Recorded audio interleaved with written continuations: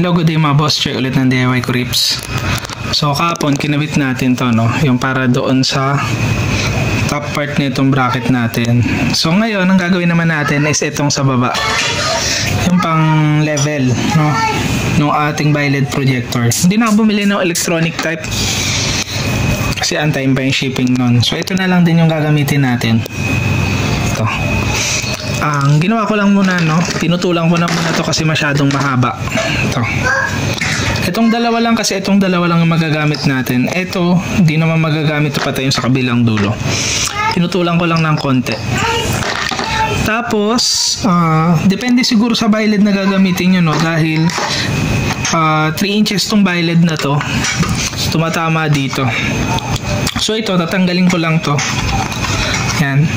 Tapos ang gagawin na natin, ito ibabalik na natin. Dito naman to originally nakakabit talaga. Yan, dyan naman yan. So ibabalik ko lang yan dyan. Tapos ikot-ikutin ko na yun nasa likod para bumaba na siya pa loob. So tanggalin ko na muna to, no, tapos balik ko itong mga to. Tapos pakita ko sa inyo kung paano siya nag-work. Bale, ito na, no, natanggal na natin yun nandito. Yan. Tapos nabalik na natin to.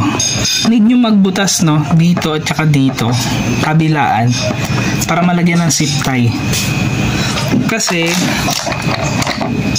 kailangan itong lower portion nakakabit din dyan yung bracket, para pagka inaangat baba natin, susunod din yung sa baba. Yan. So ikakabit ko na muna to, no. Tapos yung zip tie, kaya itim yung pinili ko, at least medyo nakatago. Wala kasi ako maisip na ibang way para mailak tong pinakakulay puti dito sa itim. So zip tie na lang muna siguro along the way, no, pagka naisipan ko ng magandang panlock. Hindi nyo rin kasi pwede i-glue yan. Dapat kasi ito medyo may play yan kasi umaangat baba yan. So nagbabago yung angle nung pagkakadikit na itong itim dito sa kulay puti. So pagka nilagyan nyo ng glue, matatanggal lang din. Kaya zip tie yung naisip ko. At least kahit na gumalaw-galaw siya ng konti, okay lang. So ipafinalize ko na to, no, tapos titignan natin kung mag-work siya. Di ba ito na yung nagawa natin, no? Yan. So naka-zip tie lang muna. So sinagad ko muna yung pinaka-screw. Yan. So ito na yung pinakababa. Try natin i-adjust kung aangat. Bali dito sa likod dyan.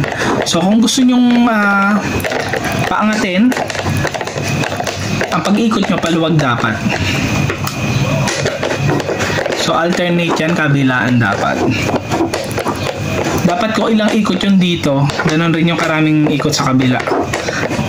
Pero ako kasi tinatansya-tansya ko na lang muna kasi hindi ko pa naman siya siniset. Ayan, o. Mangat na siya. Ayan, o. Hindi ata makita sa camera. Ayan, mangat na siya. Wala na yung screw. Kanina nandiyan pa yung screw. So okay naman siya. Ayan, o, bumababa yung screw. Nandun na yung screw. So tapusin na natin tong video na to, no? Ingat kayong lahat. Ride safe. God bless.